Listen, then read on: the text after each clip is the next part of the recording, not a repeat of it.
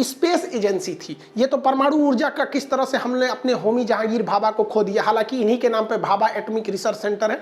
Railway में पूछा भी था बार्क का फुल फॉर्म क्या होता है, Bhabha atomic research centre, Mumbai के ट्राम्बे में के पास है ये यहाँ पे। अब इसरो के scientist, Indian space research organisation में जो बहुत बेहतरीन थे, विक्रम साराभाई, इन्हें अंतरिक्ष विज्ञान का जन्मदाता कहा जाता है। इनकी दूरदर्शी सोच से पूरी दुनिया थर्राती थी कि अगर यह व्यक्ति ज्यादा दिन जी गया तो भारत को उस ऊंचाई पर लेके चला जाएगा जहां देखने में हमारी आंखें चौधिया जाएंगी।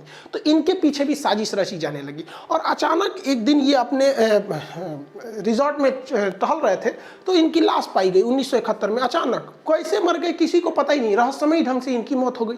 तो एक और परमाणु ऊर्जा को झटका लग गया और एक और हमारी अंतरिक्ष एजेंसी को झटका लगा। कहा जाता है कि ये सारे हमले के पीछे कहीं ना कहीं अमेरिका की CIA का हाथ था। और ये हो भी सकता है क्योंकि इंटरनेशनल रिलेशन में कब किससे दोस्ती होगी, कब किससे दुश्मनी होगी, कोई नहीं जानता।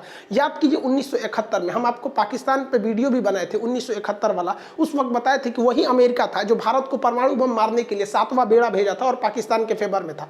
तो इसमें कोई शक नहीं है कि इसमें पाकिस्तान को तो उतना इंटेलिजेंस बेहतरीन नहीं है, लेकिन इसमें CIA का हाथ उस समय बहुत से लोग कह रहे थे कि उस समय अमेरिका भारत के एकदम सख्त खिलाफ था और भारत को वो देखना ही नहीं चाहता था अंतरिक्ष क्षेत्र में और परमाणु क्षेत्र में। जिस तरह से अभी वो ईरान को देखता, उस समय वो भारत को इस तरह से देखा करता था। भाभा एटॉमिक रिसर्च सेंटर के एक और परमाणु वैज्ञानिक थे जिनका नाम था लोकनाथ महालिंगम। इनकी भी अचानक मौत हो गई, नदी में डूबने से मौत हो गई। जबकि एक बेहतरीन तैराक थे, इनकी नदी में डूबने से मौत हो गई, रहस्यमयी ढंग से मौत हो गई।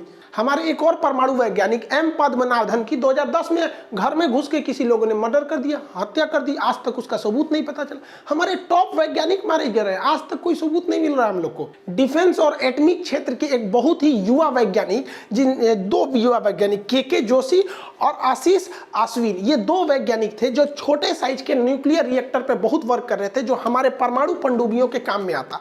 अगर ये सक्सेस हो जाती तो ये परमाणु पनडुब्बियां बिना बाहर निकले, देखिए इनको चलने के लिए ना बैटरी की जरूरत होती है। बैटरी चार्ज रहेगा तो ये 6 दिन तक चल सकते हैं सब, लेकिन जब बैटरी डिस्चार्ज हो जाती है तो इन्हें चार्ज करने के लिए ऊपर लाना पड़ेगा। तो आप कहेंगे कि सर सोलर से चार्ज होती है क्या? नहीं बबुआ, ये चार्ज होती है जनरेटर से। जनरेटर का धुआं कहीं से निकलेगा नहीं, अंदर में धुआं कहाँ छोड़िएगा, तो बाहर निकल के ये धुआं निकालते हैं, चार्ज करते हैं। अब बाहर निकल के इन्हें 6-7 घंटे तक इनका जनरेटर चलाइएगा तो एक तो आवाज करने लगेंगे, उस पर से ये सैटेलाइट से देख लिए जाएंगे। तो इसीलिए इसके अंदर एक एटॉमिक पावर प्लांट लगा दिया गया ताकि उसे कोई भी जरूरत नहीं, वो अपने से उसको अंदर वो 6 महीने तक उसे बाहर निकलने की जरूरत ही नहीं, इतना पावरफुल रहता है वो। लेकिन क्या हुआ, इन युवाओं वैज्ञानिक को क्या हुआ, अचानक क्या हुआ, इन लोग का सड़क के किनारे एक रेल दुर्घटना में इनकी लाश पाई गई। पोस्टमार्टम जब रिपोर्ट हुआ तो हमारे वैज्ञानिकों लोग का पता चल रहा है कि नहीं भैया, इन्हें जहर दे के मारा गया था।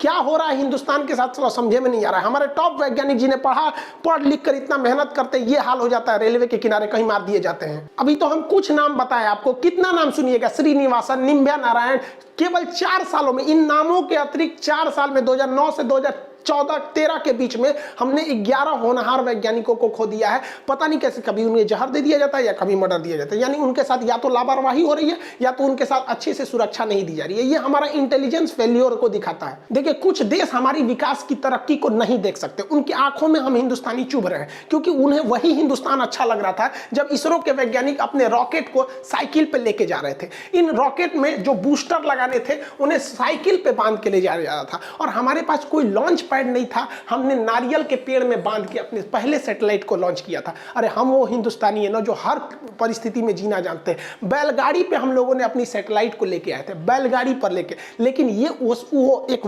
दूसरा वक्त था। लेकिन हम कभी रुके नहीं, और ना ही हम किसी दूसरे पे मतलब दूसरे से चिढ़ रहे थे या नहीं। हमें पता था कि आज नहीं तो कल हमारी मेहनत रंग लाएगी, और आज के वक्त में यही हमारा इसरो है जो पूरी दुनिया को, नासा अपना सैटेलाइट देता है कि ये इसरो छोड़ दीजिए। अरे यही वो इसरो है जिसमें नासा हंस रहा था कि ये साइकिल और बैलगाड़ी से चांद तक पहुंचने वाले हैं। अरे तुम एक बार अपनी विकिपीडिया पे सर्च करो कि चांद पर पहली बार पानी खोजने वाला कौन देश था, तो हमारा हिंदुस्तान था। मंगल ग्रह पे पहली बार में पहुंचने वाला कौन देश था, तो हमारा हिंदुस्तान था। कोई चाइना, जापान, अमेरिका, रूस, वियतनाम, ये लोग कभी नहीं पहुंच सकते थे। ये वही साइकिल वाले हैं लोग।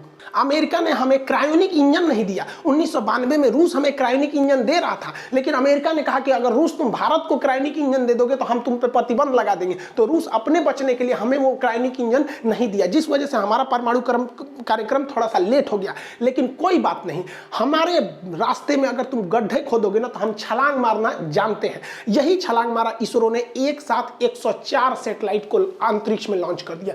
104 उपग्रहों को लेकर हमारा इसरो का रॉकेट अंतरिक्ष में, और शान से तिरंगे की लहराते हुए पूरी दुनिया देखती रह गई कि 104 सैटेलाइट लॉन्च किया।